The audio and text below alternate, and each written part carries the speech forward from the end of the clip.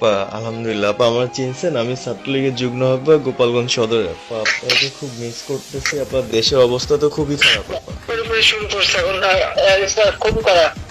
বাড়িতে ঘুমাইতে পারতেছি না আপা। হ্যাঁ, ওখানে তো একজন শিবির আর একজন হলো ছাত্র দল, তাদেরকে বসাইছে এখন গোপালগঞ্জে। জন্মদিন ছিল ওই দিন।